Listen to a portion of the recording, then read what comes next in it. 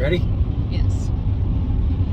Good morning, Okie dokie explorers. This is Steve and Catherine on a solo trip. We are going to be stopping by Little House on the Prairie, passing Harrisonville Cemetery.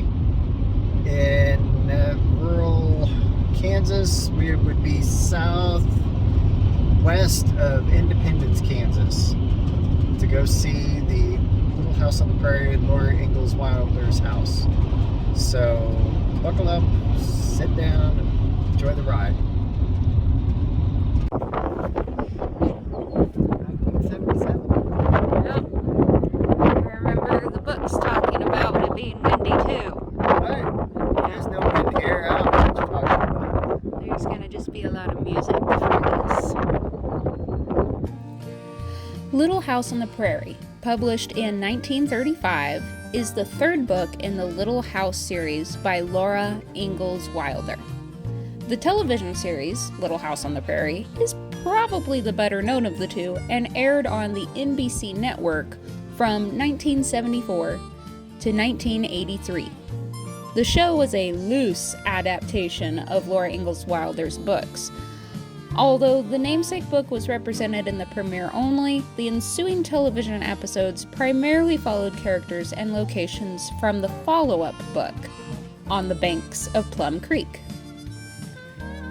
The book, Little House on the Prairie, tells about the months the Ingalls family spent on the prairie of Kansas around the town of Independence.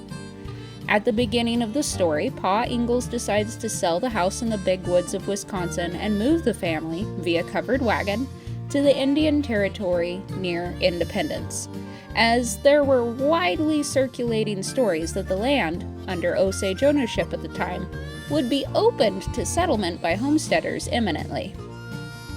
So Laura, along with Pa and Ma, Mary, and baby Carrie, moved to Kansas. Along the way, Pa trades his 2 horses for 2 Western Mustangs, which Laura and Mary name Pet and Patty. When the family reaches Indian Territory, they meet Mr. Edwards, who is extremely polite to Ma but tells Laura and Mary that he is a wildcat from Tennessee. Mr. Edwards is an excellent neighbor who helps the Ingalls in every way he can, beginning with helping Pa erect their house.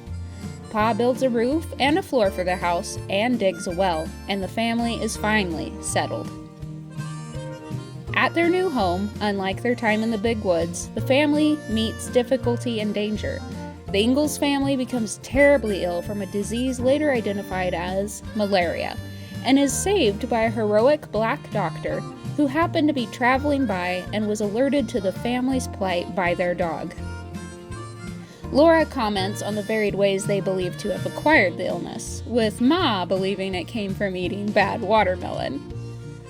Around this time, Mr. Edwards brings Laura and Mary their Christmas presents from Independence, a scene that can be seen in the iconic TV show. And in the spring, the Ingalls plant the beginnings of a small farm. Ma's fears about American Indians and Laura's observations at the time are contrasted with Pa's liberal view of them. And all these views are shown side by side with the older Laura's objective portrayal of the Osage tribe that lived on that land. At the end of the book, the family is told that the land must be vacated by settlers as it's not legally open to settlement yet. And in 1870, Pa elects to leave the land and move before the army forcibly requires him to abandon the land.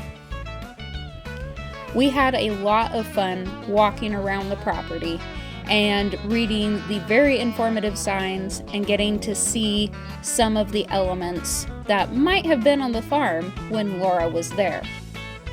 We definitely plan to go when it is open because it is closed for winter right now, and actually get a tour and get to walk inside the buildings. And my favorite part, get to go to the gift shop. We will definitely be recording that when we do it again, and we will hopefully have a longer, more informative video for you. But till then, here's this video. You can pause and read the signs if you would like, or go check out the Little House on the Prairie website.